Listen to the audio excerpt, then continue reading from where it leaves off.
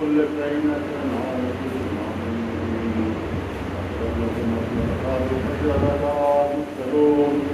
فإذا أرسلنا عليهم رسلا فكذبوهما فأعززنا بطريق فقالوا إنا عليهم مرتدون قالوا ما أنتم إلا بشر مثلنا ما أنزل الرحمن من شيء إن أنتم إلا تكذبون قالوا ربنا لا نؤمن إنا عليكم لمرسلون وما علينا إلا البلاغ المبين قالوا إنا تطيرنا بكم لن تنتهوا لرسلكم إنكم منا عذاب أليم قالوا طائركم معكم إن ذكرتم وأنتم قوم مسرفون فجاء من أقصى المدينة رجل قال لكم ادخلوا المرسلين اتقوا الله يسألكم أجرا وهم محتجون ما لله عبد الذي تقدروا وإلى إليه ترجعون واتخذوا من دونه آلهة من الرحمن ويقول لا تقولوا إني سمعتهم يوم لا ينصرون إن هذه لفي ضلال مبين إني آمنت بربكم فاسمعون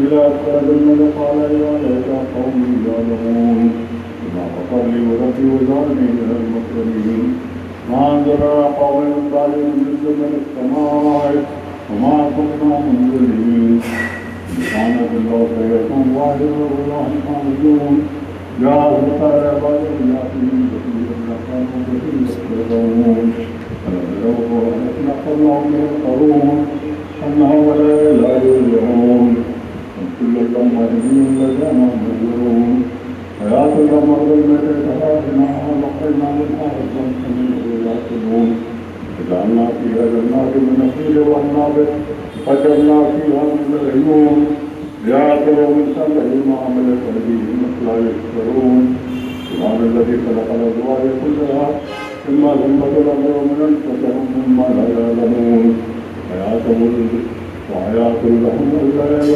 يصلح من النهار فإذا هم مظلمون والشمس تجري لمستقر لها ذلك تقدير العزيز العليم وصبر قدرنا النازل حتى على تمكن القديم لا إله الشمس للبغضاء أن تغرق الحوض والليل سابق النهار وكل في يسبحون آيات لهم أن حملنا ذرية تتوسل المسكون وخلقنا لهم من مثل ما يرسلون من نساء نغرقهم فلا طريق لهم ولا هم ينقذون إلا رحمة منا ومتاع الرحيم إذا قيل لهم اتقوا ما بين أيديكم وأرجلكم لعلهم يرحمون وما تأتيهم من آيات ربهم إلا كانوا عنها معرضين إذا قيل لهم اتقوا مما رزقهم الله تعالى الذين كفروا الذين آمنوا ورسلوا من لو يشاء الله واسمه إن أنتم إلا في ضلال مبين يقولون وتعالوا على الشرك الحالتين ما ينظرون إلى حياة باردة آخرهم ويقولون يقتلون لا يستطيعون توصية ولا على حياة ينظرون نصر سوره ولا هم العذاب ولا نصرهم يسألون قالوا لولا لنا من بعد ما من قدنا على من وعدنا ويسألون إن كان الله خيرا واحدة فلا هم جميع لنا محضرون اليوم لا تظلم نفس شيئا ولا تظلمون إلا ما كنتم تعلمون إن أصحاب الجنة يسكتون يسعدون هم وأزواجهم ضلال رعايتهم متكئون لهم فيه فاكهة ورزق ما يشتهون سلام قولا من غفور رحيم وقالوا اليوم أيها المجرمون فلم أعتذر إليكم يا بني آدم إلا قالوا الشيطان إنه لرسول مبين إن لهم عدو مبين وإن عبدوني على صراط مستقيم لقد أضلنا منكم ضلا كثيرا ولم تكونوا تعقلون قال جهنم الذي كنتم توعدون ويوم ما كنتم تكفرون اليوم نختم على أفواههم وتكلمنا أيديهم تشهد لهم ولا يكتبون وما كان مسخنا على أعينهم فاستبقوا إلى صراط مستقيم يبصرون وإن قالوا مسخناهم على مكانة كما استطاعوا من ولا يرجعون ونعمر نبتة بالأوصاف لا يعقلون وما علقنا الشيء وما ينبغي له نحو إلى ذكر القرآن المبين ينظر مهمان حيا ويحق القول على الكافرين ولم يروا أنا خلقنا لهم مما لمن عملت أيدينا إنعاما سواء فقال أعمالكم جل الله فمنها ركوبهم ومنها يأكلون لهم فيها منافع ومشاعر الأخلاق يذكرون يريدون الله على الأنبياء لهم ينكرون لا يستطيعون نفسهم ولا هم يتنازلون فلا يغرك قولهم إنما لم يحتجون ما يعلمون وينذرون الله إنسانا نخلقنا من ذكره فلا هو حليم مبين ضرب لنا مثلا ونسي خلقا قال من يريها إلا وهو غني إياها الذي انتهى أول مرة هو بكل خلق عليم الذي جعل لكم من شجر الأخضر نارا ولا أنتم توقدون وليس الذي خلق السماوات والأرض بقادر ألا يخلق منهم مثلهم بلى وهو الخلاق العليم إنه إذا إرادة يقول له كن فيكون سبحان الذي بيده الملك وله كل شيء إلا يسلك اليوم وله اللهم صل على اللهم صل على محمد اللهم صل على ربنا آتنا في الدنيا وقنا عذاب النار سورہ فاتحہ صلی اللہ علیہ وسلم اور ان کا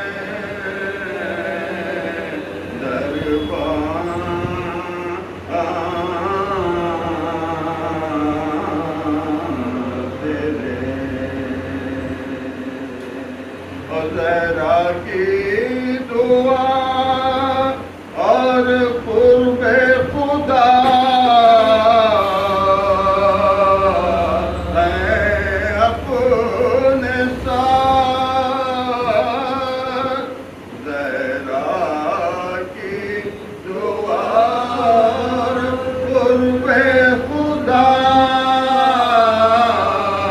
ہے اپنے ساتھ، کیا کیا حسینیوں کا ہے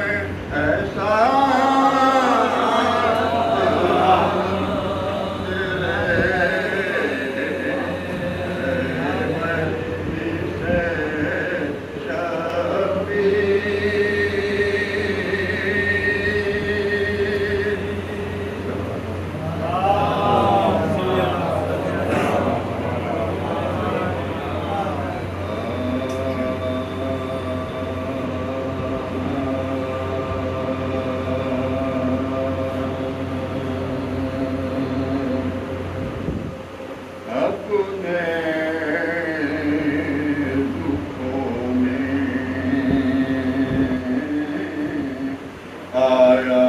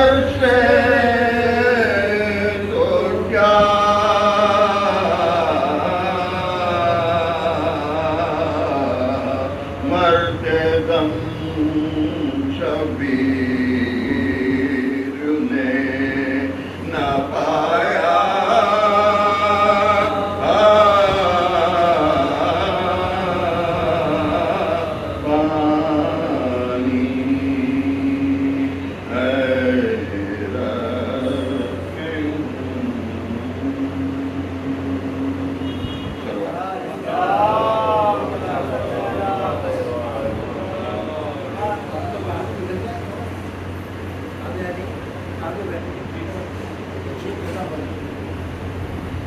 और आगे आगे आगे और आगे जरूर पड़ी आवाज से बनाने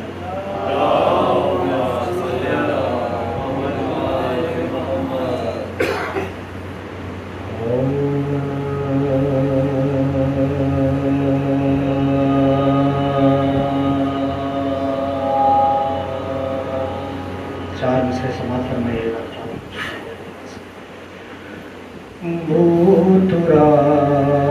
भूतराग कर दूंगा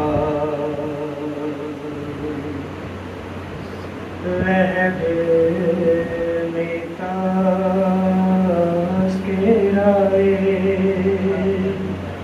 भूतराग कर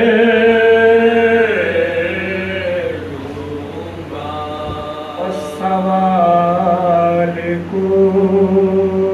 कोई भी हो लाजवाब कर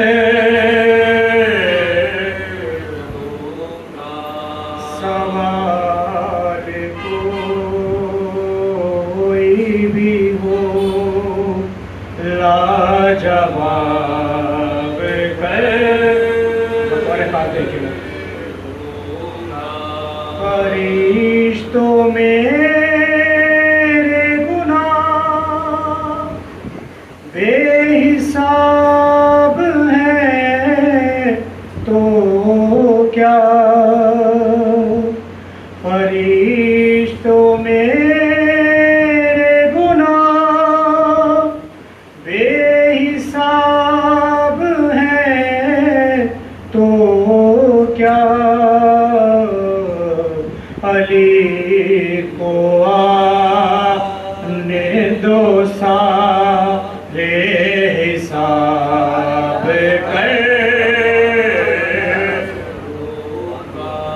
अली को आने दो सारे हिसाब कर तू लहद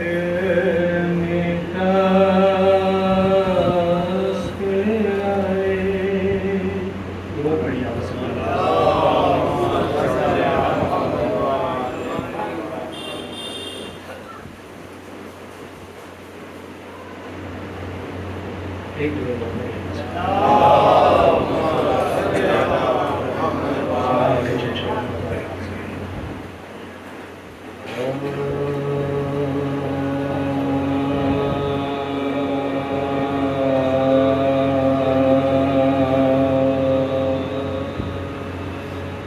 हुसैन बन के ज़माने पे छा गई ज़ैनब हुसैन बन के ज़माने पे छा गई ज़ैनब और ज़ुबान तेग से कूफा हिला गई हुसैन बन के ज़माने पे छा गई कदम कदम पे जलाए हुसैनियत के चराग कदम कदम पे जलाए हुसैनियत के चराग दिए यजीद के सारे बुझा गए दिए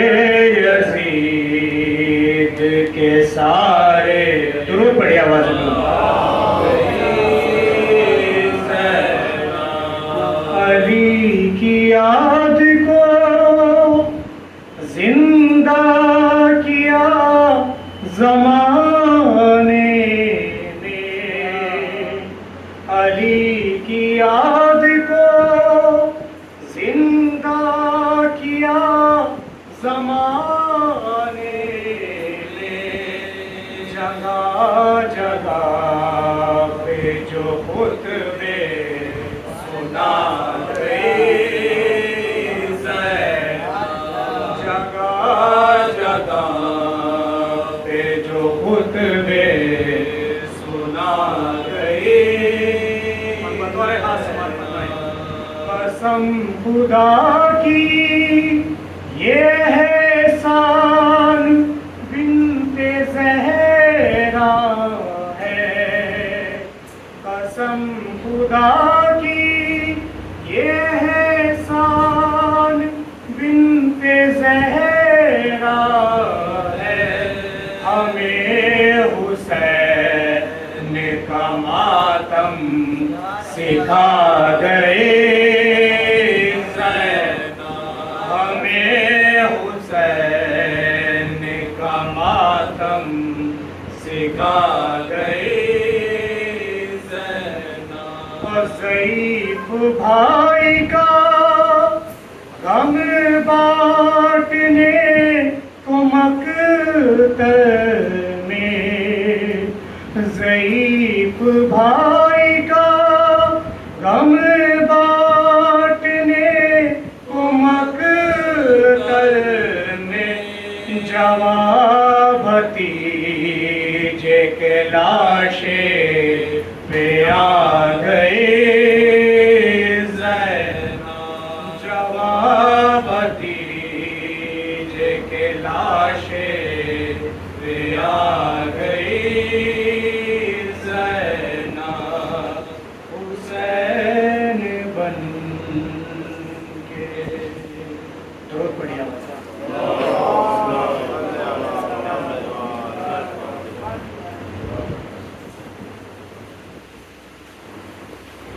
سبجس کے بات ہے حضرت عباس کے حوالے سے اور بات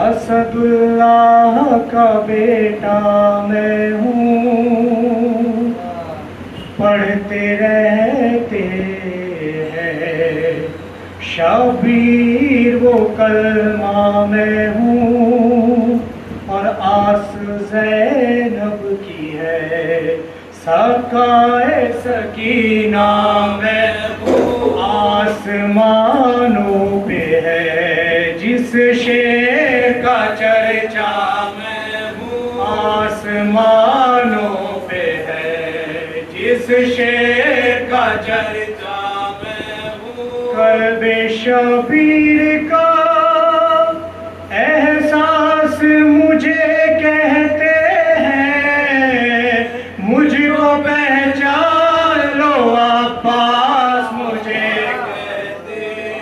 مجھ کو پہچان لو عباس مجھے کہتے ہیں گر عقیدت سے پڑھو کم تو نہیں یہ توقیر باب مرسل میرے بابا تو میں باب شبیر وہ محمد کے ہے ناصر تو میں شہ کی شمشیر وہ رسالت کے محافظ میں امامت کا وہ رسالت کے محافظ میں امامت کا وزیر سب کو معلوم ہے بے مثل ہوں جلال ہوں میں اپنے بابا کی طرح فوج کا سردار اپنے بابا کی طرح درود بڑی آواز اپنے بابا کی طرح فوج بطور خاص سماعت فرمائے لوح محفوظ پہ ارقام رقم میرے ہیں کربلا میری ہے یہ لوح قلم میرے ہیں آسمانوں کی بلندی میں قدم میرے ہیں سارے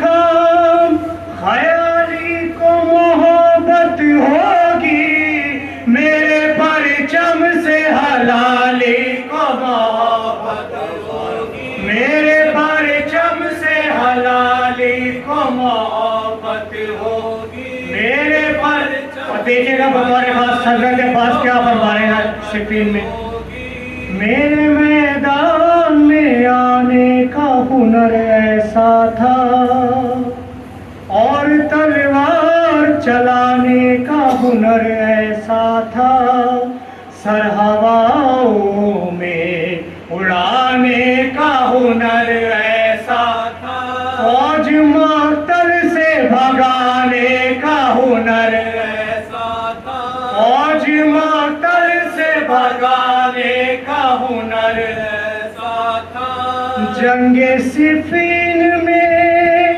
باہر پہ جلی کہتے تھے لوگ عباس نہیں مجھ کو علی کہتے تھے لوگ عباس نہیں مجھ کو علی کہتے تھے لوگ عباس نہیں مجھ کو علی کہتے تھے میرے چہرے کی جلالت کا نہیں اندازہ اختیارات کا قدرت کا نہیں اندازہ شیر حیدر کی شجاعت کا نہیں اندازہ تم کو شاید میری ہیبت کا نہیں اندازہ تم کو شاید میری ہیبت کا نہیں اندازہ میرے رخ پر شکنے غیظ اگر آتی ہے ملک الموت کو بھی موت نظر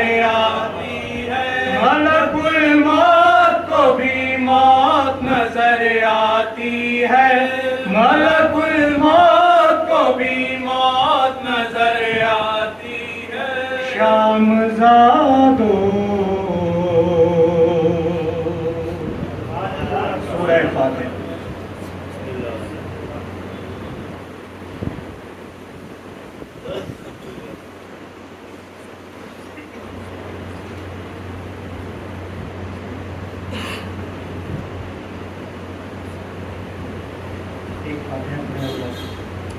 طاہر زبیدی ابن سلیم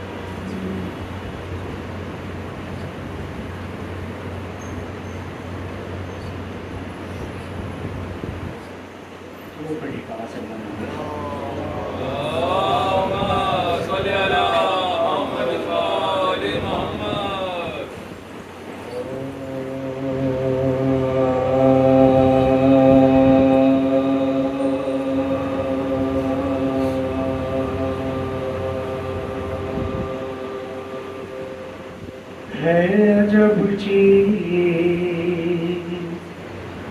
زمانے میں بہن بھائی کا پیار ہے عجب چیز زمانے میں بہن بھائی کا پیار اس محبت کے خزانے پہ دو عالم ہو نثار ہوگا اس زندہ حقیقت سے بھلا کیا اتقار چھوڑ کر بھائی کو ملتا نہیں بہنوں کو چھوڑ کر بھائی کو ملتا نہیں بہنوں کو کہتی ہے کیسے سہوں داغ جدائے بھائی دل کی دھڑکن سے صدا آتی ہے بھائی دل کی دھڑکن سے صدا آتی ہے بھائی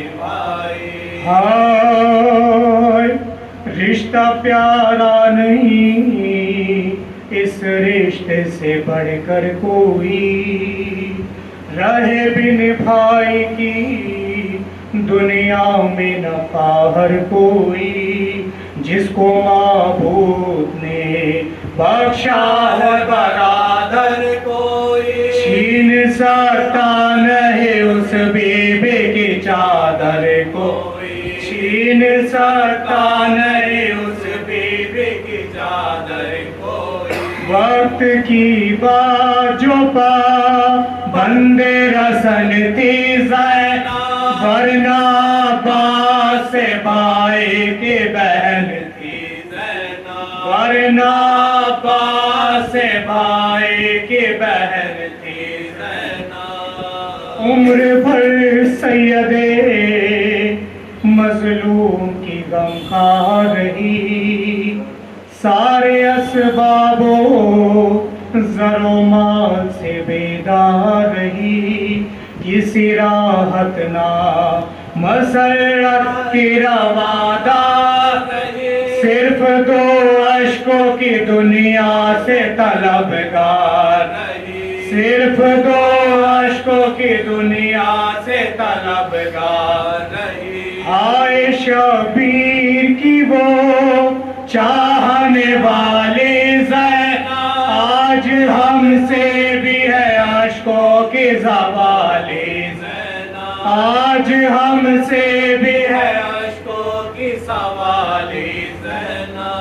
ہائے وہ عصر کا ہنگام، وہ میدان بلا، ہائے وہ تاکو رسن وہ غریبوں کا گلا، ہر طرف چھائی ہوئی ظلم و ستم کی وہ گھٹا، جا کے ٹکراتی تھی ساحل سے یہ زینب کی صدا، جا کے ٹکراتی تھی ساحل سے یہ زینب کی صدا۔ تم نے تو جا کے بسا ہے ترائے آبا، یاری دا چھن گئے بہنوں کی دعائے آبا، یاری دا چھن گئے بہنوں کی دعائے آبا۔ ہائے لٹتا ہے خانہ خاتون جنا دیکھ تو لو، ان سلگتے ہوئے خیموں کا دھواں دیکھ تو لو، پائے عابد میں ہے زنجیر گرا دیکھ تو لو، پشت خواہر پہ ہے دروں کے نشاں دیکھ تو لو، پشت خواہر پہ ہے دروں کے نشاں دیکھ تو لو۔ ہوئی ہے شام گری بان وطن جنگل میں، اٹھو بھیا کے اکیلی ہے بہن جنگل میں، اٹھو بھیا کے اکیلی ہے بہن جنگل میں۔ گونج کر رہ گئی جب بنت پیمبر کی صدا، سن کے فریاد کوئی چاہنے والا نہ اٹھا، دوڑی مقتل کی طرف بنت شاہ عقدہ کشا، کہتی تھی ہائے شہیدوں کو کفن بھی نہ ملا، کہتی تھی ہائے شہیدوں کو کفن بھی نہ ملا۔ پہنچی میدان میں کس طرح کہوں کیا دیکھا، راندتے گھوڑوں سے شبیر کا لاشا دیکھا، راندتے گھوڑوں سے شبیر کا لاشا دیکھا۔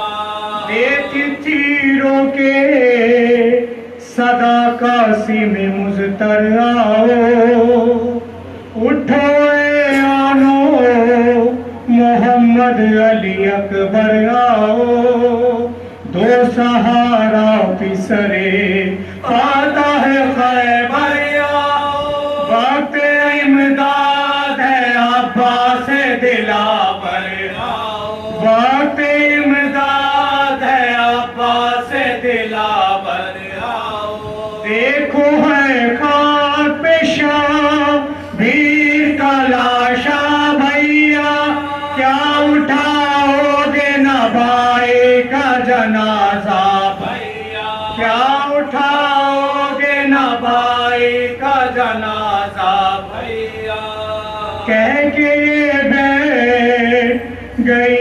जिसमें शहीदी के करीब बोली आई है, तेरी लाश उठाने ये हज़ीं जल्द ख़ैमे में मुझे जाना है सरवर। फिर सकीना को तमाचे न लगाते हो फिर सकीना को तमाचे न लगाते हो कह के ये कांपते हाथों से संभाली मैया, याली कह के कलेजे से लगा ली मैया, याली कह के कलेजे से लगा ली मैया। है अजब चीज।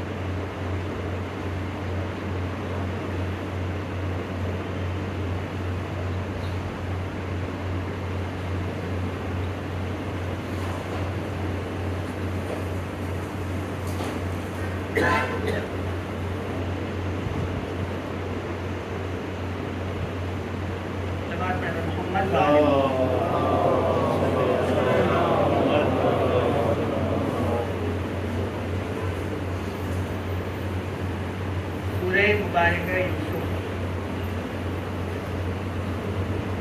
ये आयत जो 53वीं आयत है,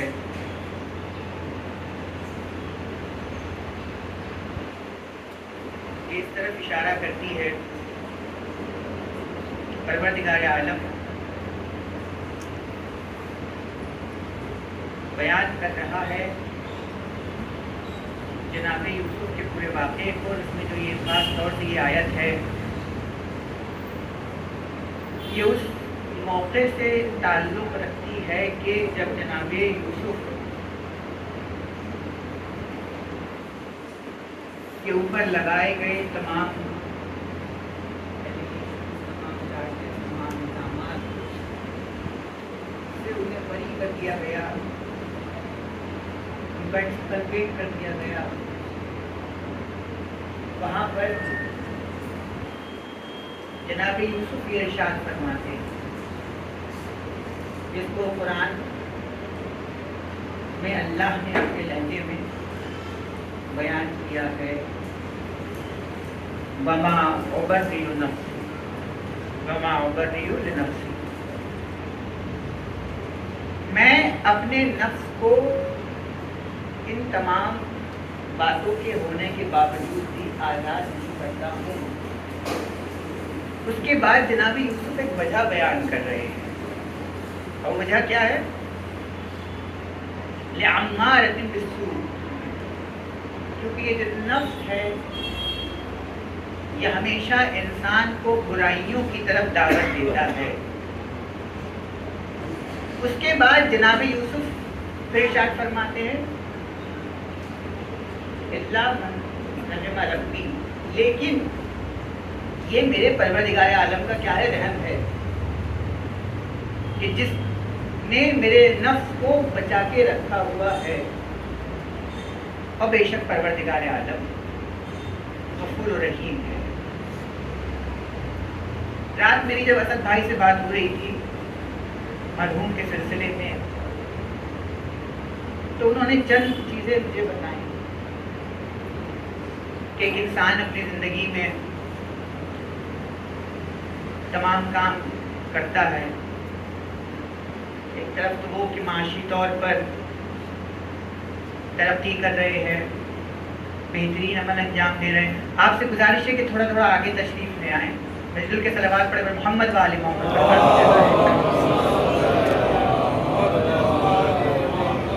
एक मरतबा और सलवात पढ़ी मोहम्मद वाले मोहम्मद।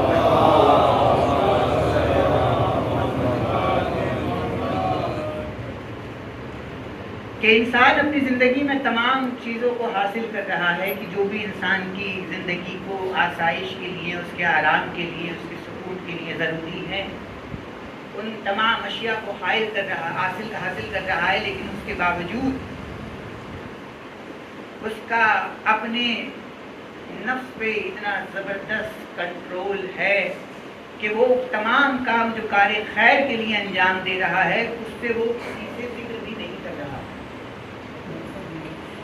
क्योंकि आजकल इस टेक्नोलॉजी की मारी हुई दुनिया में टेक्नोलॉजी अच्छी चीज़ भी है, टेक्नोलॉजी बुरी चीज़ भी है। अच्छी इसलिए है कि इससे इंसान के बहुत सारे वसाइल हैं, तमाम चीज़ें हैं, बहुत आसानियाँ हैं। लेकिन इसी टेक्नोलॉजी के अपने रिपरकशंस भी हैं। और बहुत अब तो AI का दौर है, तमाम चीज़ें हैं, डीप फेक और तमाम क्या क्या बात।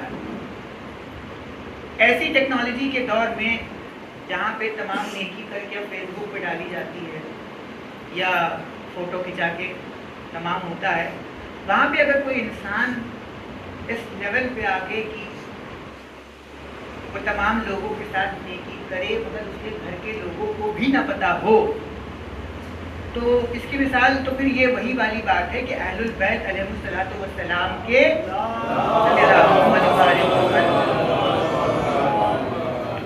की सीरत पर इसी तरीके से चलना कि अमीरुल मोमिनीन अलैहिस्सलातु वस्सलाम की शहादत के बाद हसनैन अलैहिस्सलातु वस्सलाम के पास कुछ लोग आए, उन्होंने आके क्या कहा कि आज हमारे घर में राशन नहीं पहुंचा, आज हमारे यहाँ ये सामान नहीं पहुंचा है। معلوم یہ چلا کہ وہ امیر المومنین کا کام تھا کہ جو راتوں کو خاموشی کے ساتھ خلیفہ وقت ہوتے ہوئے بھی جاتے تھے اور لوگوں کے گھروں پر ان کے ضرورت کے حساب سے سامان مہیا کراتے تھے. یہ امیر المومنین کا کام. اب میں نے جو اس مجلس سے پہلے سوچا تھا وہ یہ سوچا تھا کہ میں جو آپ کے سامنے ذکر کروں گا وہ اللہ کے اور معصومین کے رحم کے حوالے سے ذکر کروں گا اور آزمائش کے حوالے سے ذکر کروں گا. اس لیے کہ جوان بیٹے کا چلے جانا اس دنیا سے ایک بوڑھے باپ کے لیے آزمائش ہے, بالکل آزمائش, امتحان ہے, اور پھر اس میں اللہ کے رحم کا پہلو بھی ہے. لیکن جب اسد بھائی سے بات ہوئی تو انہوں نے نفس کے بارے میں بات کی, لہذا میں نے قرآن کی ایک ایسی آیت کا انتخاب کیا ہے کہ جس میں نفس کا بھی اشارہ ہے اور رحم کا بھی اشارہ ہے. جناب یوسف کا یہ واقعہ جس کو سورہ یوسف کو پروردگار عالم نے احسن القصص قرار دیا ہے, جس کو بتا دیا ہے کہ دیکھو اس سے یہ بہترین قصہ ہے سورہ یوسف.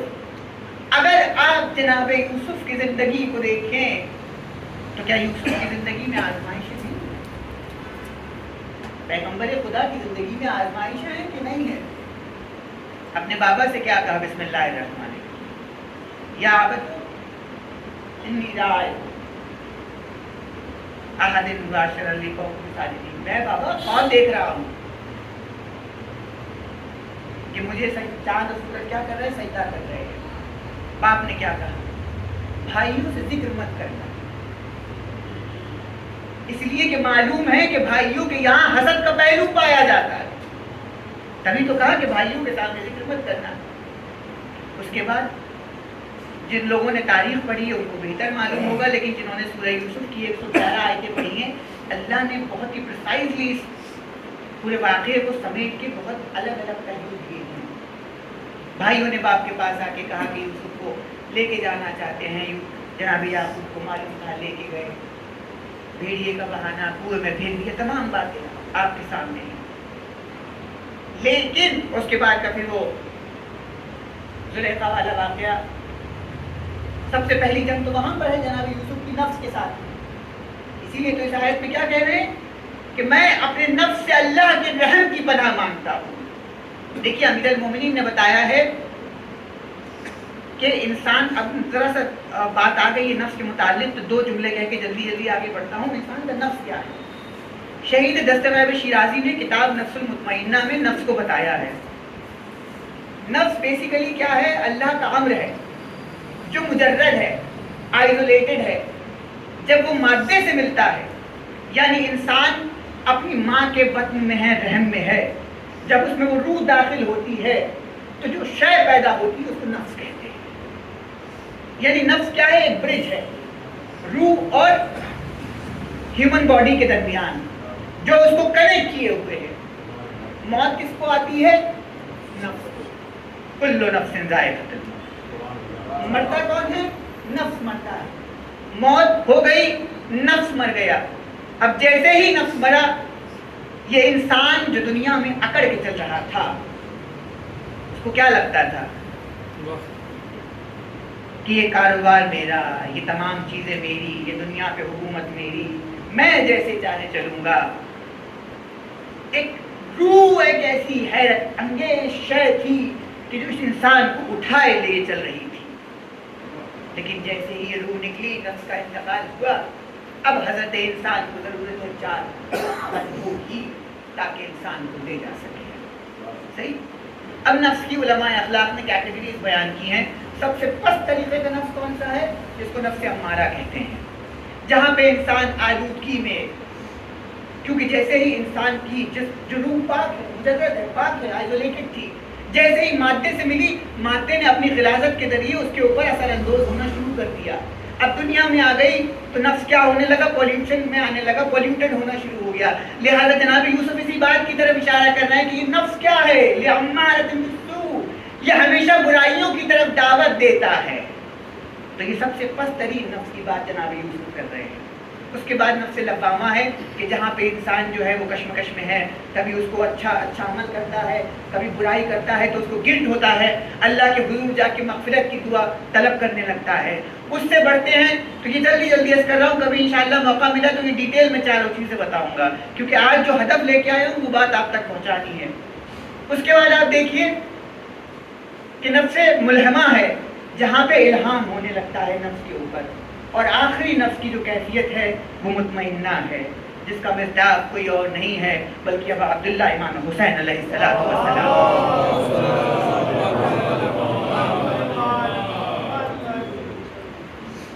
تو یہ نفس ہو گیا کیفیت ہے۔ اب تو سورہ یوسف کیا ہے؟ آزمائش بتا رہا ہے۔ کیا اگر جناب یوسف پہ آزمائش نہ ہوئی ہوتی تو یوسف وہ یوسف ہوتے؟ سوال ہے کہ نہیں؟ اللہ جس سے محبت کرتا ہے، اب آپ سوال ایک اور بھی کر سکتے ہیں کہ اللہ انسان کی آزمائش کیوں کرتا ہے؟ کیا اللہ انسان کے جو ہے وہ قلوب میں کیا ہے اس کو نہیں جانتا ہے؟ کیا اللہ انسان کی نیتوں سے واقف نہیں ہے؟ تو اگر اللہ انسان کی نیتوں سے واقف ہے، انسان کے قلوب کو جانتا ہے، تو پھر اللہ امتحان کس چیز کا لیتا ہے؟ وہ ہے نا کہ شہرت سے زیادہ قریب ہے، تو پھر کس بات کا امتحان لیتا ہے؟ اللہ آپ کا امتحان دیتا ہے اس لیے تاکہ آپ کے نفوس کے اندر جو کمال ہے وہ ظاہر ہو۔ آپ کے نفوس کے اندر جو کمال ہے کہ جس کو آپ نے نہیں پہچانا ہے وہ ظاہر ہو جائے۔ اسی لیے تو عربی شاعر کہتا ہے کہ عود کی لکڑی کی خوشبو جب تک نہیں آتی ہے کہ جب تک وہ سلگتی نہیں ہے۔ اس کی خوشبو کب آتی ہے؟ جب سلگتی ہے۔ جناب سیدہ زینب کا کردار دیکھیے آپ۔ زینب کربلا سے پہلے کچھ اور ہیں، کربلا کے بعد کچھ اور ہیں۔ کربلا سے پہلے زینب وہ زینب ہیں کہ جو بھائی کے ساتھ آئی، ہماری میں بیٹھ کے آئی ہیں۔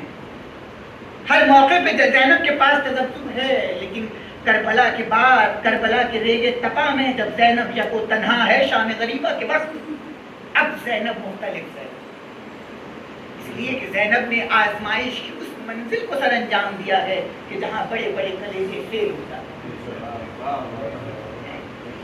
اور پھر ابن زیاد ملعون نے جب کوفے کے دربار میں شہزادی کو ذلیل کرنا چاہا، کیا کہتا ہے کہ دیکھو زینب تمہارے ساتھ کتنا اچھا کیا، اللہ کو شامل کر کے شیطان کہہ رہا ہے۔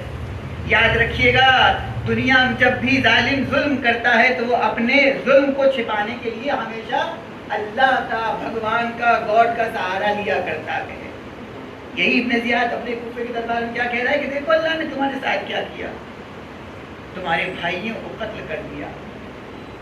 شہزادی نے کہا میں نے تو کربلا میں کچھ بھی نہیں دیکھا، ما رأیت الا جمیلا، سوائے حسن کی۔ سوال ہے کہ نہیں ہے؟ شہزادی یہ کون سا حسن ہے جس کی آپ بات کر رہے ہیں؟ ما رأیت الا جمیلا، میں نے کچھ نہیں دیکھا سوائے حسن پروردگار کے۔ تو مقصد جو لے کے آئی تھی وہ اس کا حسن تھا کہ جو سر انجام کو پہنچا۔ لہذا جناب یوسف کے کردار میں آپ دیکھیے وہی حسن نظر آتا ہے، اور جب جناب یوسف نے اپنے بھائیوں کو معاف کیا ہے،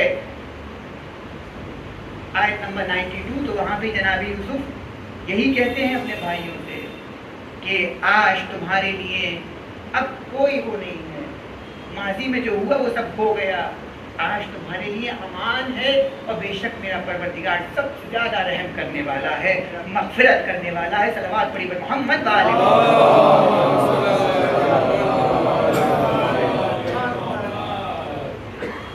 لفظ رحم عربی زبان کا لفظ، بار بار اس کی تکرار ہوتی ہے۔ آپ دیکھیے کہ قرآن میں ابتدائی ہوئی ہے بسم اللہ الرحمن الرحیم، اس کے بعد بھی اللہ نے اس کو اور پسند کیا تو سورہ فاتحہ میں رکھ دیا، الحمدللہ الرحمن الرحیم۔ ظاہر ہے کہ صاحب ذوق و فہم کا مجمع ہے تو زیادہ تفصیلی بات نہیں کروں گا۔ بنیادی فرق الرحمن اور الرحیم کا کیا ہے؟ دونوں کا جو روٹ ورڈ ہے وہ رحم ہے۔ عربی میں رحم کا مطلب ہے شفقت، محبت، حسن آمد، یہ رحم کا مطلب ہے. رحم کرنے کے لیے محبت شرط نہیں ہے، محبت کے لیے رحم شرط ہے. رحم کرنے کے لیے محبت شرط نہیں ہے. عاصم بھائی سڑک سے جا رہے ہیں، دیکھا ایک بزرگ پڑے ہوئے، ان کو سہارے کی ضرورت ہے، عاصم بھائی نے اٹھا دیا. یہ کیا ہے؟ یہ رحم ہے. یہ ان کو جانتے بھی نہیں ہیں، لیکن یہ اس نے عمل کیا کہ نہیں کیا؟ تو یہ کس کی بنا پر کیا؟ رحم کی بنا پر کیا. لیکن اہل البیت کا رحم اور اللہ کے رحم میں اور انسانی رحم میں فرق ہے. انسان جب کسی پر رحم کرتا ہے تو تیس کھا کے کرتا ہے، مجبور، بیچارہ نہیں، ناچار، ناتوا، غریب، یہی طرح کے تو ہمارے سماج میں الفاظ استعمال ہوتے ہیں. اللہ کے رحم میں جو ہے محبت کا عنصر چھپا ہوا ہے. اللہ کے رحم میں کیا چھپا ہوا ہے؟ محبت کا عنصر چھپا ہوا ہے. پیغمبر نے مکہ کو فتح کیا، اور مکہ کو فتح کرنے کے بعد جب وہاں پہنچے تو اس ازدحام میں جو بھیڑ ادھر سے ادھر جا رہی تھی، ایک عورت کے سینے سے اس کا بچہ گر گیا. وہ ڈھونڈ رہی تھی، جیسے ہی اس کو ملا لپٹ کے فوراً اس بچے کو اپنے سینے سے لگا دیا. وہاں پہ پیغمبر نے لفظ رحیم کو یوز کیا، راحم. اب دیکھیے ایک چیز اور بتا دوں، رحم جو ہے وہ ماں کی شکم کو بھی کہتے ہیں. وہ بھی یہی روٹ ورڈ ہے. اسی لیے لفظ صلہ رحم کی بہت تکرار ہوتی ہے ہمارے یہاں. تو پیغمبر نے کیا کہا کہ تم نے دیکھا اس عورت نے کیا کیا؟ اپنے بچے کو اپنے سینے سے لگا لیا. یہ ماں کی محبت ہے. یہاں پہ لفظ رحم کا مطلب کیا ہے؟ ماں کی محبت، ماں کی شفقت. اب پیغمبر ارشاد فرماتے یاد رکھو یہ جو ماں کی محبت اس بچے کے ساتھ ہے، اللہ اپنے بندوں سے کئی گنا زیادہ اپنے بندوں سے محبت کرتا ہے. لفظ الرحمن الرحیم، تو رحمان اور رحیم دونوں کیا ہے؟ دونوں کا جو روٹ ورڈ ہے وہ رحم ہے. لیکن فرق ہے، بنیادی فرق ہے.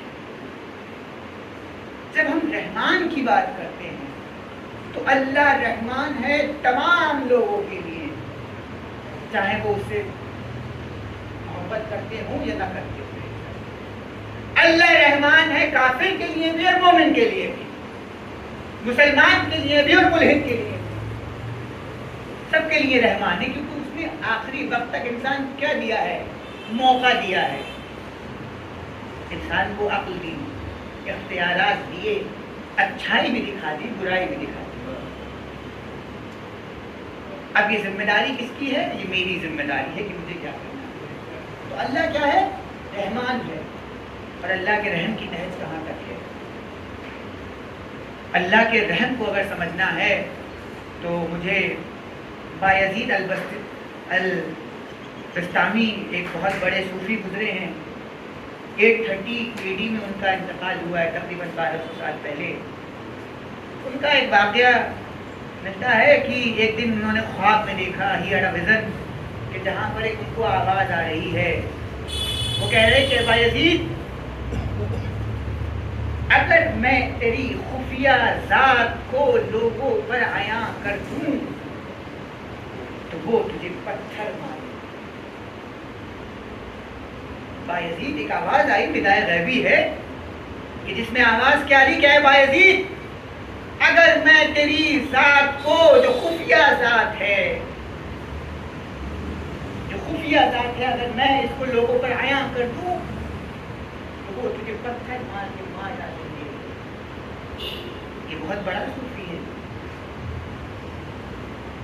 کہتا ہے کہ پروردگار عالم، اگر میں تیرے رحم کی نہج لوگوں کو بتا دوں تو وہ تیری عبادت کرنا چھوڑ دیں. اللہ کا رحم ہے. اور اللہ کا رحم ماں کی شکل میں بھی ہے اور باپ کی شکل میں بھی ہے. وہ دنیا میں، لیکن ہمیں تاریخ سے بھی مثالیں ملی ہیں کہ جہاں پہ اللہ کے رحم کو ہم ماں کے رحم کے ذریعے بھی دیکھتے ہیں اور باپ کے ذریعے. باپ کے رحم کے ذریعے دیکھتے ہیں. اور بھائی عزیز، میں اگر تیرے گناہوں کی، تیری خفیہ ذات کے بارے میں لوگوں کو بتا دوں تو وہ تجھے اسٹون کر دیں گے. تو اس کے بارے میں پلٹ کے کہتا ہے کہ پروردگار اگر میں تیرے رحم کے بارے میں لوگوں کو بتا دوں تو وہ تیری عبادت کرنا چھوڑ دیں گے. بس آواز آتی ہے بایزید تو میرا راز رکھ میں تیرا راز. صلوات پڑھیے پر محمد والے.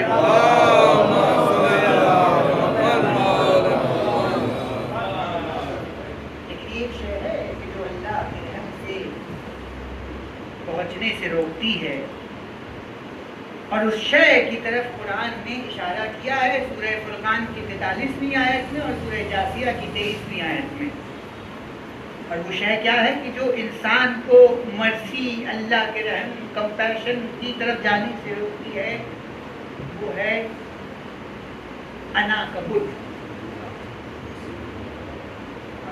انا کا بت جو آئیڈل ہے ہماری ذات کے اندر، جس کو ہم پہچانتے نہیں ہیں، وہ بت ہے کہ جو ہمیں رحم دل ہونے سے روکتا ہے. سرکار ختمی مرتبہ ارشاد فرماتے ہیں، صلوات پڑھیں محمد والے. اس بت کو سرکاری ختمی مرتبہ شرک خفیف کہتے ہیں. لیٹنٹ پولیتھزم، ایک ایسا شرک کہ چھپا ہوا ہے، انسان نہیں پہچان سکتا. اور اس کی مثال کیسے دیتے ہیں؟ کہتے ہیں کہ اس کو ڈھونڈنا اتنا ہی مشکل ہے، یہ اس سے زیادہ بلکہ مشکل ہے کہ ایک سیاہ رات میں ایک سیاہ کیڑا ایک کالے پتھر کے اوپر چل رہا ہے. انیمیجنیبل، آپ نہیں ڈھونڈ سکتے کہ ایک کالی رات ہے، ایک کالا پتھر ہے اور کالا ہی کیڑا ہے. آپ اس کو پتھر پہ دیکھتے ہوئے نہیں ڈھونڈ سکتے. پیغمبر کہہ رہے ہیں کہ خفیف شرک جو ہے وہ اس سے زیادہ خطرناک ہے. انسان کو احساس ہی نہیں ہوتا ہے کہ میں اپنے وجود میں آئیڈل لیے بیٹھا ہوا. اور اسی لیے آپ دیکھیے کہ ہمارے معصومین کی جو دعائیں ہیں، چاہے وہ دعائے کمیل ہو یا ہم جو ماہ رجب میں وہ دعا پڑھتے ہیں، وہاں پہ سب سے زیادہ جو اسٹریس دیا گیا ہے امیر المومنین نے اسی شے کے اوپر دیا ہے کہ اپنے نفس کو اس طریقے سے بنا لو کہ وہ رحم کے دروازوں کو ریسیپٹیو کرنے کے لیے آمادہ ہو جائے. کیونکہ اگر نفس میں بت چھپے ہوئے ہیں، آئیڈل بیٹھا ہوا ہے، بہت مشکل ہے. کیونکہ انسان میں کہہ دوں ارے میں تو جو ہوں اپنے بارے میں ایسا نہیں سوچتا ہوں، لیکن کہیں نہ کہیں ایک لہجے میں ایک ایسا موقع آتا ہے کہ جہاں ہماری انا کا بت ہماری یقین کی طرف حاوی ہو جاتا ہے اوپر. اور اسی لیے سورہ فرقان کی میں نے کہا کہ 43ویں آیت میں اور سورہ جاثیہ کی 23ویں آیت میں پروردگار عالم پیغمبر کو ارشاد فرما کے کہہ رہا ہے، اے میرے حبیب تم ان لوگوں کو نہیں دیکھ رہے ہو کہ جنہوں نے اپنی ڈیزائرز کو اپنا الہ بنا لیا ہے، اپنا گاڈ بنا لیا ہے. لہذا رحم کے لیے اور نفس کی پاکیزگی بھی ضروری ہے اور اپنے نفس کے بت کو ماننا بھی ضروری ہے. جو اپنے نفس کے بت کو ٹیکل کر لے گا، جو اس کے اوپر کنٹرول کر لے گا، سمجھ لیجئے کہ بس وہی فلاح پا جائے گا. اسی لیے امیر المومنین ارشاد فرماتے ہیں، من عرف نفسه فقد عرف ربه. یہ تو سب نے سنا ہوا جملہ ہے نا، بہت معروف جملہ ہے. جس نے اپنے نفس کو پہچان لیا اس نے خدا کو پہچان لیا. اس کا مطلب کیا ہے؟ یعنی اپنے نفس کو اتنا سبمسیو بنا دو، اپنے نفس کو اس منزل پہ لے جاؤ کہ جہاں انسان اللہ کا نام سنے تو تھر تھر کانپنے لگے، لیکن اس کے کانپنے کی وجہ سزا نہیں ہونی چاہیے، جہنم کا خوف نہیں ہونا چاہیے، بلکہ عبادت کا سلف ہونا چاہیے. اسی لیے امیر المومنین کے اس طرح کے اور بھی جملے ہیں. فرماتے ہیں، من عرف نفسه تجرد، جس نے اپنے نفس کو پہچان لیا وہ اپنے آپ کو تمام چیزوں سے ڈیٹیچ کر لیتا ہے، چھوڑ دیتا ہے. اب ڈیٹیچمنٹ کا مطلب یہ نہیں ہوتا ہے کہ انسان جنگلات میں چلا جائے، جانے کے بعد خانہ داری کو چھوڑ دے، فیملی کو چھوڑ دے کہ ہم صوفی ہو گئے، درگاہ. نہیں، پیغمبر نے تو اس چیز کی سب سے زیادہ مذمت کی ہے. ایک شخص کا جنازہ لایا گیا سرکار کی خدمت میں، کہا نماز جنازہ پڑھا دیجیے، پڑھا دی۔ ایک صاحب آئے کہنے لگے یا رسول اللہ بڑا نیک تھا، کہ کیا ہوا؟ کہ تمام جو ہے دولت اپنی دے گیا، غریبوں میں بانٹ گیا۔ پیغمبر نے سوال کیا فیملی کے لیے کیا چھوڑا؟ کہا کچھ بھی نہیں۔ تو کہا کہ یہ تو کافر کی موت مرا ہے۔ دیکھ رہے ہیں؟ تو ڈیٹیچمنٹ کا مطلب یہ نہیں ہے کہ آپ اپنی زندگی سے بالکل ڈیٹیچ کر جائیں، الگ کر جائیں، نہیں۔ یہ کائنات اللہ نے آپ کے لیے بنائی ہے، آپ کے استعمال کے لیے بنائی ہے، مگر یہ کائنات آپ کے استعمال کے لیے ہے، آپ کائنات کے استعمال کے لیے نہیں ہے۔ جس دن یہ فرق سمجھ میں آ جائے اس دن بات واضح ہو جائے۔ من عرف نفسه تفرد، پہلا کیا تھا؟ تجرد، اب کیا ہے؟ من عرف نفسه تفرد، جو اپنے نفس کو سمجھ لے، جو اپنے نفس کو پہچان لے، وہ راہ فرار اختیار کرتا ہے۔ تفرد، دور چلا جاتا ہے۔ فرار کس سے؟ گناہوں سے۔ یہ دنیا جو منہ کھولے کھڑی ہوئی ہے سانپ کی مانند، جس کا ٹیکس جو ہے وہ بہت سافٹ ہے، امیر المومنین کا جملہ ہے، لیکن یہ زہریلی ہے۔ جو اس سے راہ فرار اختیار کرے گا وہ کامیاب ہے۔ اس کے بعد ارشاد فرماتے ہیں من عرف الدنیا تزاہد، کہ جس نے دنیا کو پہچان لیا پھر دنیا اس کو نہیں خرید سکتی۔ اسی لیے تو امیر المومنین ارشاد فرماتے ہیں دنیا میں تجھے طلاق دیتا ہوں، 3 مرتبہ طلاق دی، تو کیوں میرے پیچھے آتی ہے؟ میں تجھ سے تجھے طلاق دے چکا ہوں۔ لہذا نفس جب ان تمام چیزوں کو اپنے اندر جمع کر لے تو اس کے لیے پھر رحم کا باب کھلتا ہے، اور وہاں اس کے لیے آسانیاں پیدا ہو جاتی ہیں، وہاں اس کو تمام تر چیزیں سمجھ میں آنے لگتی ہیں۔ صلوات پڑھی بر محمد وآلہ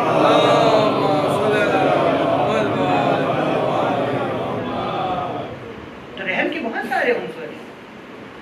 ہم ماں باپ کے ذریعے رحم دیکھتے ہیں۔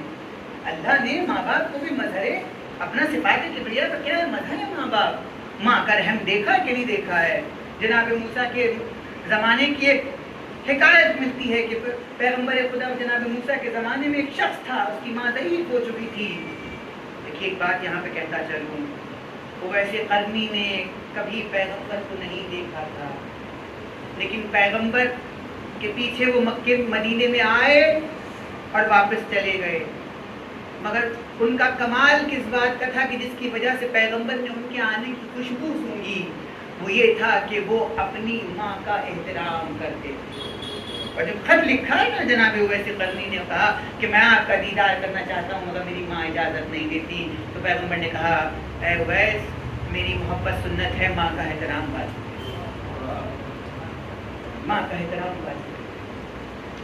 تو شخص پریشان ہو گیا بوڑھی ماں سے، تو ایک پہاڑ پہ کہ جہاں کوئی نہ دیکھے لے جا کے چھوڑ دیا ماں کو۔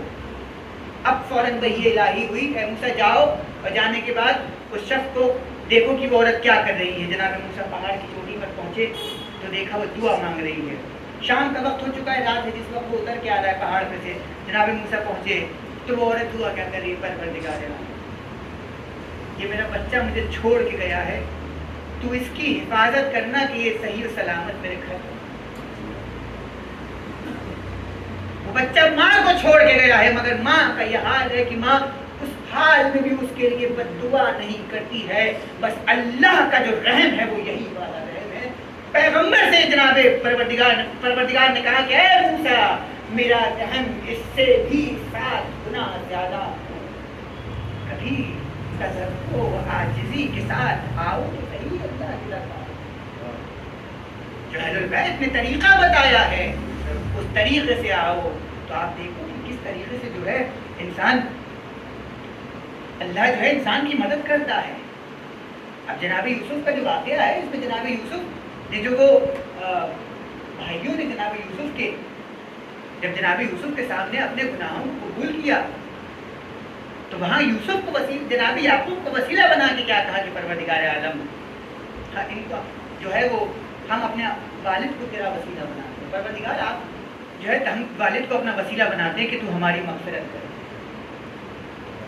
وہاں پر اللہ یہ فرماتا ہے اور روایات میں یہ ملتا ہے کہ ارشاد خود حدیث قدسی میں ہے کہ اللہ نے وہاں پر یہ کہا کہ 70 گنا زیادہ ہے میرا رحم ماں باپ کے رحم سے.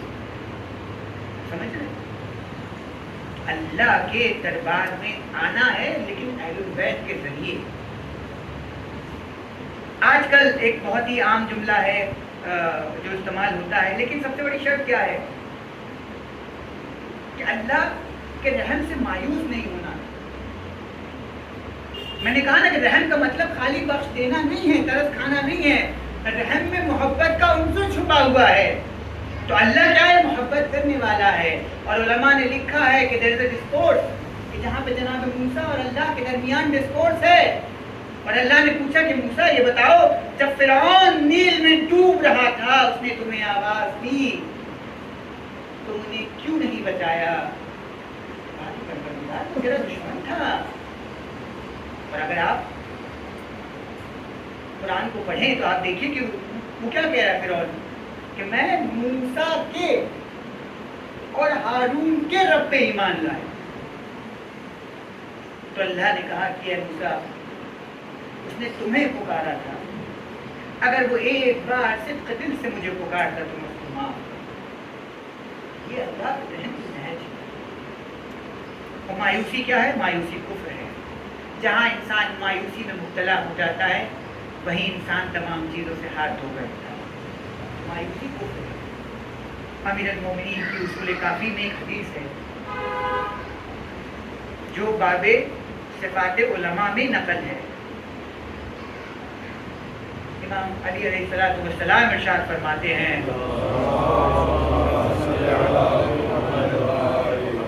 مل کے صلوات پڑھیں محمد والے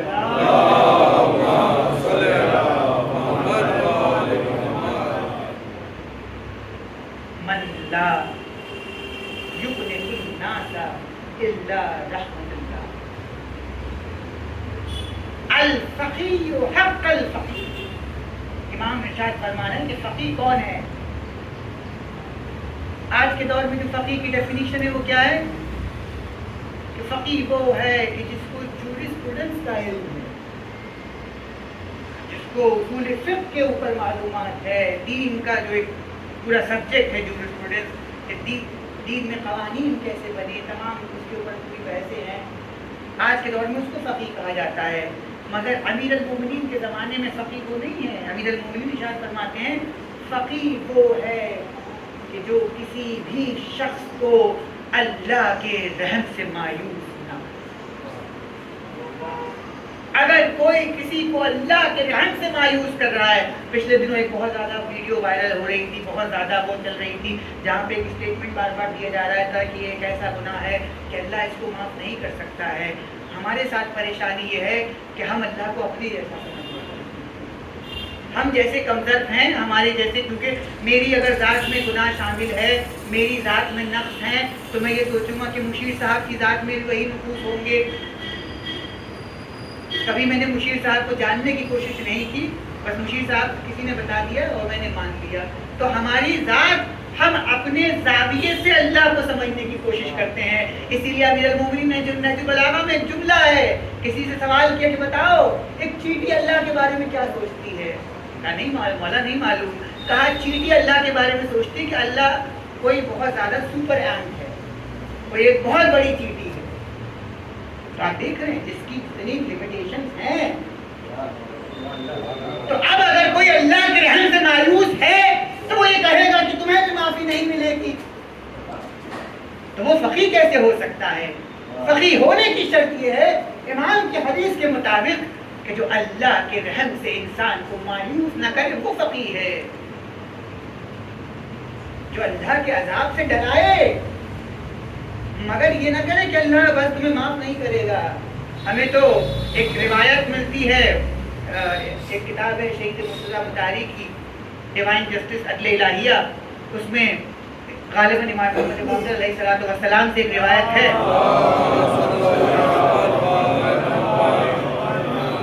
ایک روایت ہے کہ امام کے پاس کوئی شخص آیا، آنے کے بعد کہا مولا ایک بات بتائیے. اور یہ ایک ایسا معمہ ہے کہ جو آج بھی بہت زیادہ ڈسکورس میں ہے، کیونکہ جب ریلیجس پلورلزم میں لوگ بات کرتے ہیں کہ چلیے ٹھیک ہے مسلمانوں نے تو کہہ دیا کہ تمام مسلمان جنت میں جائیں گے، اہل نور نے کہہ دیا تمام سورگ میں جائیں گے، لیکن مسلمانوں سے سوال کیا جاتا ہے کہ اگر کوئی اسلام کو قبول نہ کرے لیکن اچھے اعمال انجام دے، نیک کام کرے تو اس کے لیے کیا سہولت ہے؟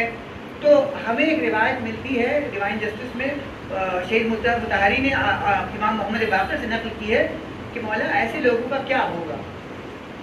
تو امام نے فرمایا کہ جناب موسیٰ کے زمانے میں ایک شخص جو قوم فرعون میں سے تھا، اس نے قوم بنی اسرائیل کے ایک شخص کو اپنے گھر میں چھپایا بچانے کی خاطر، حفاظت کی، جب فرعون مار رہا تھا۔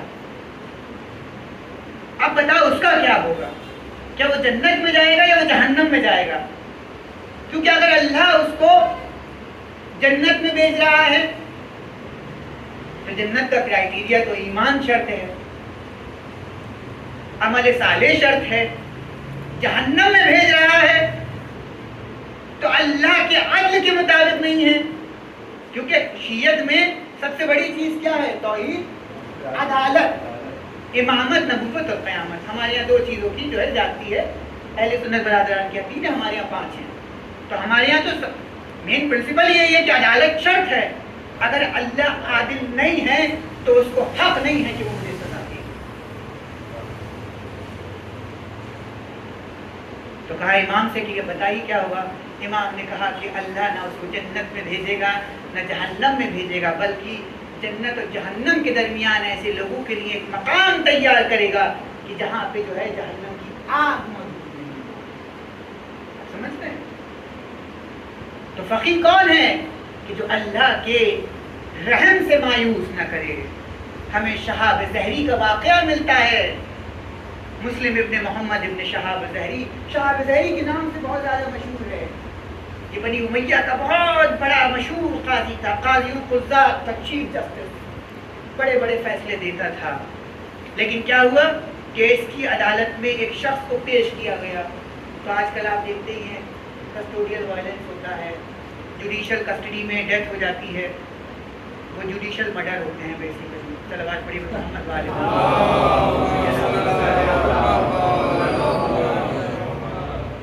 مار دیا جاتا ہے، کیونکہ قانون تو یہی کہتا ہے کہ جب تک کسی کا گلٹ عدالت میں ثابت نہ ہو جائے وہ مجرم نہیں ہے، ملزم ہے، اکیوز ہے۔ لیکن اب پریشانی یہ ہے کہ اکیوز کو جو ہے وہ کنوکٹ کے طور پہ ٹریٹ کیا جاتا ہے۔ تو شہاب زہری کے دربار میں جو ہے وہ عدالت میں ایک شخص کو پیش کیا گیا، تو کہا کہ اس کے اوپر تو بہت زیادہ الزامات تھے۔ شہاب زہری نے اس شخص سے تنبیہ کی، کٹم کیا، ڈاٹا، وہ شخص اسی شے میں اسی حالت میں مر گیا، اور وہ مجرم بھی نہیں تھا۔ شہاب زہری تھا تو یہ امیت حکومت کا قاضی، مگر اس کا دل میں ذرا سا ضمیر زندہ تھا۔ اب یہاں سے اس نے اپنے نفس پہ ملامت کرنی شروع کی، ایک ریگریٹ اس کے اوپر طاری ہو گیا کہ میری وجہ سے ایک بے گناہ شخص مر گیا۔ اب اس نے قاضی کی کرسی چھوڑی اور یہ جنگلوں میں نکل گیا، روتا رہتا ہے، صرف اور صرف روتا رہتا ہے، ہائے میرا کچھ نہیں ہو سکتا، اللہ مجھے معاف نہیں کرے گا کیونکہ میں نے ایک بے گناہ کو قتل کر دیا۔ امام علی ابن الحسین زین العابدین علیہ السلام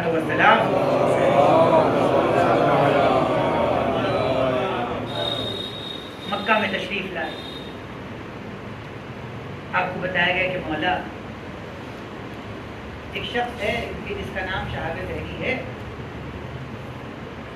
اس کا عجیب حال ہے، وہ روتا رہتا ہے، کہتا ہے کہ میں برباد ہو گیا، مجھے اللہ معاف نہیں کرے گا، میں نے بے گناہ کو قتل کر دیا۔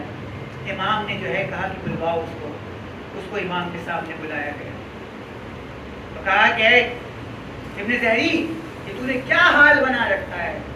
تو کہتا ہے مولا اللہ میرے گناہ معاف نہیں کرے گا۔ امام نے کہا کہ تو نے جو گناہ کیا ہے اس سے بڑا گناہ تو اب کر رہا ہے کہ تو اللہ کے رحم سے مایوس ہو رہا ہے۔ اللہ تمام گناہوں کو معاف کر سکتا ہے مگر آج کو معاف نہیں کرے گا، مایوسی کو معاف نہیں کرے گا۔ اے شہاب زہری ہوش کے ناخون لے اور جا کے اللہ کے دربار میں صرف دل سے توبہ کر، دیکھ اللہ تجھے معاف کرتا ہے کہ نہیں کرتا ہے۔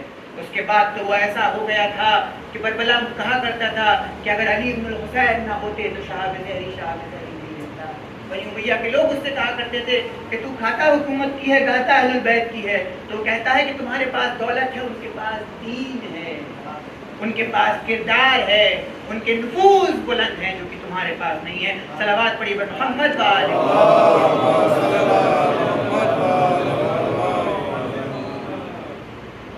تو رحم کے بہت سارے عنصر ہیں۔ اب کہاں تک آپ دیکھیے گا، میں نے کہا نا لفظ رحمان کا جو استعمال ہوا ہے قرآن میں وہ 169 مرتبہ ہوا ہے، اور لفظ رحیم کا استعمال 227 مرتبہ ہوا ہے۔ یہ میری نہیں، شیخ محمد علی شمالی کی ریسرچ ہے، انہوں نے اس میں اپنی کتاب ثقلین والیوم نمبر 12 میں لکھا ہے۔ اللہ نے رحمان کا، رحم کا استعمال ہمیشہ وہاں کیا ہے کہ جہاں پر اپنے بندوں سے مخاطب، اور یہی چیز ہمیں اہل البیت علیہ السلام کے کردار میں بھی نظر آتی ہے۔ اس لیے کہ ہم کہتے ہیں نا کہ مظہر صفات کبریاء، جب مظہر صفات کبریاء ہیں تو رحم کا جو ریفلیکشن ہونا چاہیے وہ ایسا ہونا چاہیے کہ واقعی انسان یہ کہے کہ ہاں بے شک میں ان کو نہیں جانتا ہوں، مگر یہ کردار ہے ان کا۔ پیغمبر کی ولادت کا ہفتہ شروع ہونے والا ہے، ہفتہ وحدت منائیں گے مسلمان۔ پروردگار کیا کہہ رہا ہے کہ اے میرے نبی، ہم نے آپ کو احسن الخلق بنایا۔ اس کا مطلب کیا ہے؟ قرآن میں ایک جگہ پروردگار سورہ آل عمران میں آیت نمبر 159 میں کہتا ہے میرے حبیب، رحم کے حوالے سے کہہ رہا ہے کہ یہ لوگ تمہیں چھوڑ کے چلے جاتے اگر تمہارے پاس رحم نہیں ہوتا۔ یہ لوگ کبھی بھی مسلمان نہیں ہوتے، یہ رحم کا عنصر ہے۔ افسوس ہے آج کہ جس پیغمبر نے انسانیت کو رحم سکھایا اس کے ماننے والے کیا کرتے ہیں؟ نعرہ تکبیر لگا کے بے گناہوں کو مارتے ہیں۔ کل پرسوں بھی جو ہے وہ افغانستان میں مارا ہے شیعوں کو، فلسطین میں جو ہو رہا ہے وہ تو ظاہر آپ یہ کہہ سکتے ہیں کہ یہ مسلمان نہیں ہیں، لیکن جو کمپلیسٹ ہیں وہ تو مسلمان ہیں، جو اپنے کوڈ دے رہے ہیں، جو ہتھیاروں کی سپلائی دے رہے ہیں، جو ایئر اسپیس دے رہے ہیں، وہ تو مسلمان ہیں۔ لیکن اسلام پیغمبر سے پروردگار کہہ رہا ہے کہ ہم نے آپ کی ذات میں جو سب سے بہترین عنصر رکھا ہے وہ یہ رحم کا ہی پرنسپل ہے، کیونکہ اگر یہ رحم کا پرنسپل نہیں ہوتا، پیغمبر نے جب فتح مکہ کیا تو کیا کیا؟ ابو سفیان کو بلایا اور کہا کہ یا تو ان لوگوں کو اپنے گھر کا دروازہ دکھا دو یا خانہ کعبہ کی سینچری دکھا دو، آج سب کے لیے وہی امان ہے۔ اور پیغمبر نے فتح مکہ میں وہی آیت پڑھی کہ جو جناب یوسف نے اپنے بھائیوں کو معاف کرتے ہوئے آیت پڑھی تھی، جس کا ذکر کیا ہے۔ پروردگار نے جو ہے کہا کہ سب کے لیے امان ہے، لیکن کچھ لوگ تھے جنہوں نے کہا اچھا ہمارے پاس تو یہ بہت اچھا موقع ہے، بس یہی پہ بدلہ لیں گے، پہلے ہم کمزور تھے۔ امیر المومنین ارشاد فرماتے ہیں کہ انسان جو ہے وہ بدلتا نہیں ہے، اس کے اوپر چہرے پہ سے نقاب ہٹ جاتی ہے، کب؟ یا تو اس کے پاس دولت آ جائے یا اس کے پاس اختیار آ جائے۔ ایک کمزور آدمی کے دل میں رحم ہونا کوئی کمال نہیں ہے، مگر ایک انسان اختیار رکھ کے رحم کی منزل پہ آ جائے وہ کمال ہے۔ اللہ جو ہے عزیز الحکیم ہے، اللہ رحم کرنے والا بھی ہے، اللہ پاورفل بھی ہے۔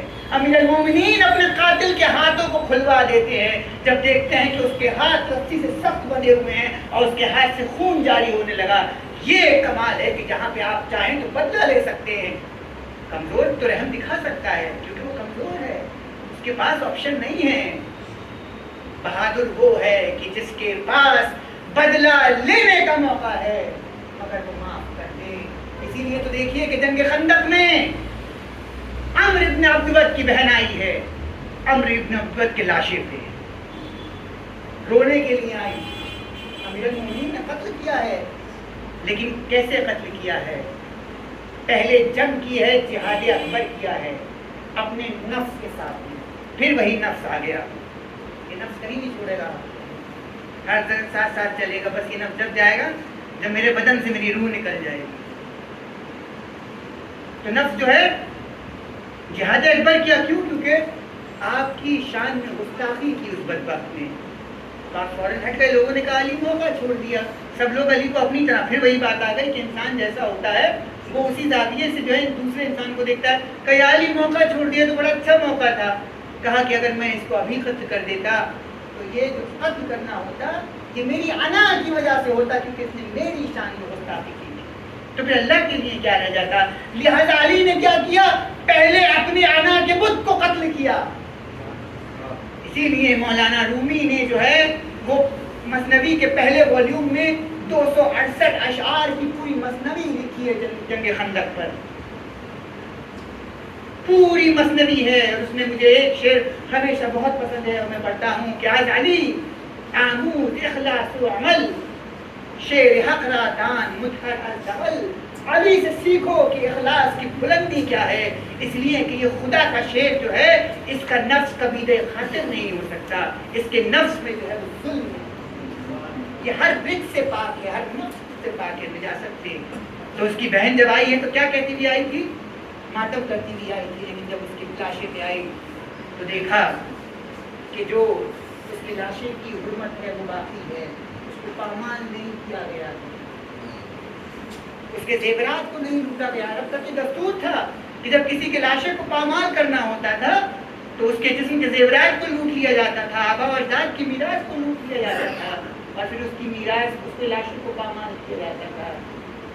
مگر آپ دیکھیے کہ وہ آئی تو یہ کہتی بھی اٹھی کہ میرے بھائی میں زندگی بھر تیرا ماتم کرتی ہوں, مگر کیا کروں کہ تیرا قاتل اتنا کریم ہے کہ اس نے تیرے لاشے کو پامال تک نہیں کیا, اس نے تیرے لاشے کی بے حرمتی نہیں. یہ اہل بیت کا رحم ہے جو مظہر صفات کبریاء ہیں, وہ دکھا رہے ہیں کہ انسان کو کیسا رحم کرنا چاہیے. بس آخری بات یہ کہ میں نے شروع میں کہا تھا کہ رحم کا معنی جو ہے, جو ماں کا شکم ہے اس کا مطلب بھی رحم ہے. وہ بھی اس کو ہم عربی میں راحم کہتے ہیں, صلہ رحم کہتے ہیں. پیغمبر کی حدیث ہے کہ میں ان لوگوں سے شدید نفرت کرتا ہوں کہ جو صلہ رحم نہیں کرتے. تو اسی رحم کے الگ الگ جو ہیں وہ پہلو ہیں کہ یہ رحم جو ہے محبت میں بھی ہے, وہ رحم شفقت میں بھی ہے. مگر ماں باپ کا رحم ہے.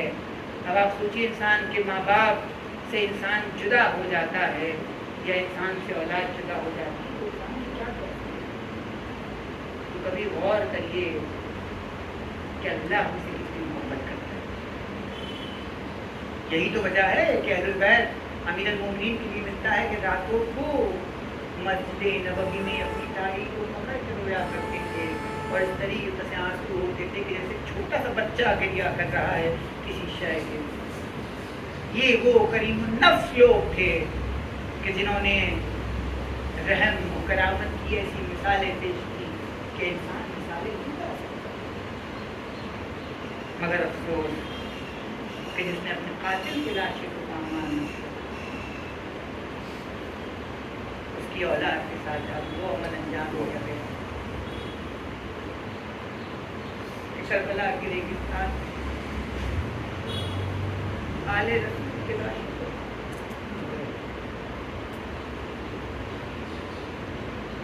میں نفس المحموم پڑھ رہا تھا. ابھی آپ نے بھائی اور بہن کے حوالے سے مرثیہ سنا. میں نفس المحموم میں امام حسین کی شہادت پڑھ رہا تھا اور جب وہ مرثیہ میں سن رہا تھا تو وہ جو روایت میں نے پڑھی تھی وہ میرے ذہن میں وہی گھوم رہی تھی.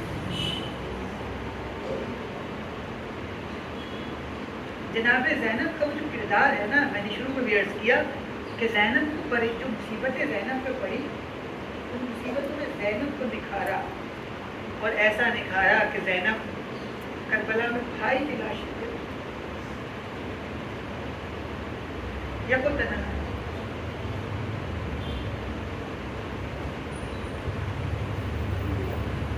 ایک ظالم ہے جو امام حسین, شبر جو ہے وہ امام حسین کے سینے پہ بیٹھ کے آپ کے بالوں کو اس طریقے سے پکڑتا ہے اور پھر اپنا خنجر چلاتا ہے. ایک ظالم نے آپ کے ہاتھ کی انگوٹھی کو اتارنے کے لیے جب انگوٹھی نہ ہوئی تو آپ کے ہاتھ کی انگلی کاٹ لی. تمام مقاتل میں موجود.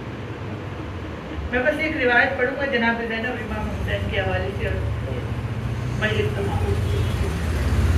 جس وقت کربلا کے میدان میں कोई ना रहा, तमाम तरफ शहीद हो गए, औलाद बनी हाशिम कत्ल कर दिए गए। यहाँ तक कि जनाब रिज़वत की भी शहादत हो गई और इमाम ने देखा कि अब कोई नहीं, बस एक मरतबा आए। आने के बाद फिज़ा से कहा कि फिज़ा जाओ, वो मेरा संदूक जिसमें मेरा लिबास है वो देकर, लेकिन खबरदार मेरी बहन ज़ैनब को न बताओ। एक नौजवान की सारे सवाब की वजह से जवान का मरना एक सानिया है। बाप के लिए, माँ के लिए, भाई के लिए, बहन।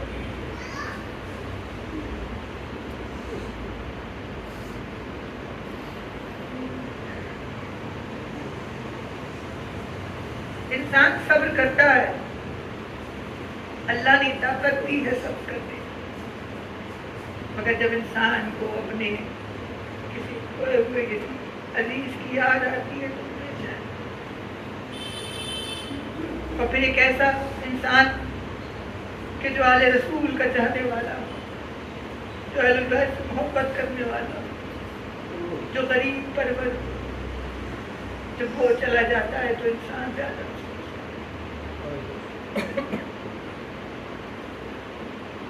ऐ फिज़ा, मेरी बहन को ना पता लगे कितनी संदूक लेने के लिए आई हूँ। फिज़ा वो संदूक लेके चली। ज़ैनब ने पूछा, फिज़ा क्या लिए जा रही हो? तो शहज़ादी कुछ नहीं, आका ने संदूक मंगाया है। फिज़ा छुपाना चाह रही है मगर छुपा नहीं पाती है।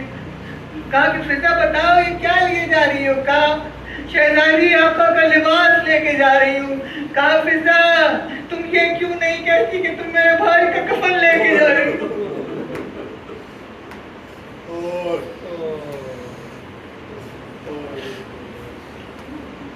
फिज़ा ये क्यों नहीं कहती कि मेरे भाई का कफन लेके जा रही हो?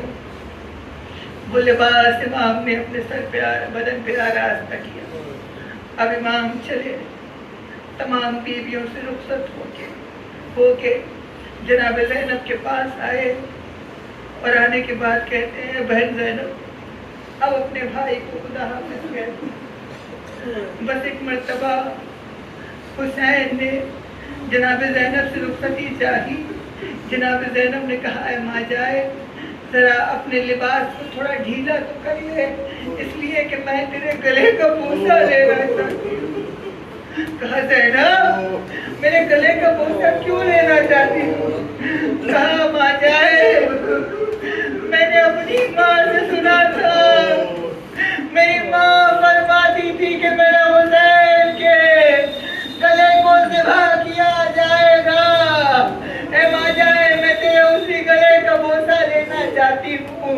बस एक मर्तबा अब्दुल्ला ने ये सुना, एक मर्तबा कहते हैं ज़ैनब अरे तुम भी अपने बाजुओं से रिदा हटा लो। बीबी ने घबरा के कहा, भैया ये किस लिए? कहा ज़ैनब एक वसीयत हम भी है जो पूरी करना चाहते हैं। अरे मेरे बाबा ने फरमाया था हुसैन तुम्हारे कत्ल के बाद मेरी ज़ैनब के बाजुओं में रसन बनेगी, मेरी ज़ैनब को दयाल बदयाल फिराया जाएगा, तमाशाइयों का मजमा होगा।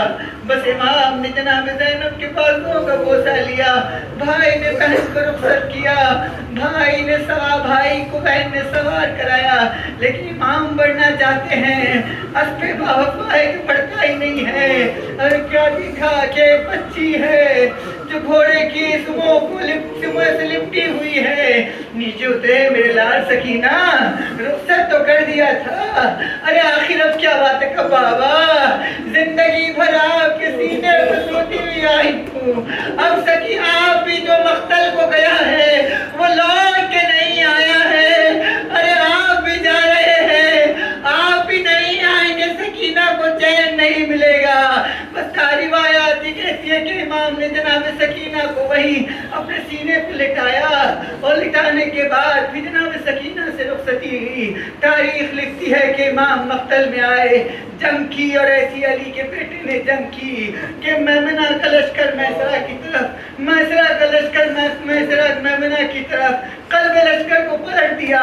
लेकिन वो वक्त भी आया कि जब इमाम घोड़े से जीन से जमीन पे तशरीफ लाए, और तशरीफ ला के मेरा मौला जख्मों से चूर है, जख्मों से चूर, हुसैन गर्दन झुकाए हुए बैठे। अरे एक शकी ने ऐसा गुर्द मारा, मेरे मौला के सीने पे लगा। उसके बाद फौज अश्किया ने हुसैन के लाशे को निशाना बनाया। इधर के घोड़े उधर, उधर के घोड़े उधर, हुसैन के लाशे को पामाल कर दिया। और एक बूढ़ी माँ करबला में रोती रही, हाय मेरा हुसैन। सयालमुल्लज़ीन ज़लमू अय्य मिनक़लिबिन यन्क़लिबून, इन्ना लिल्लाहि व इन्ना इलैहि राजिऊन।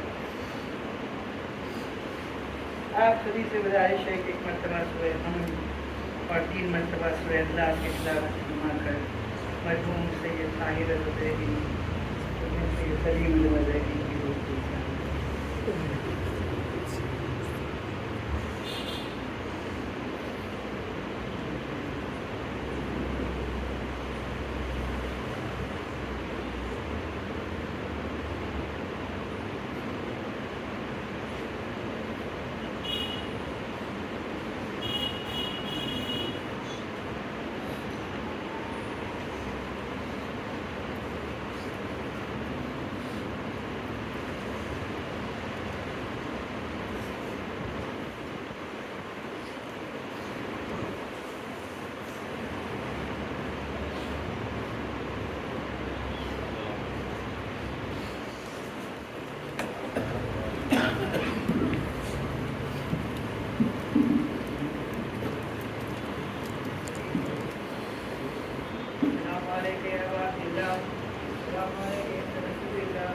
السلام علیکم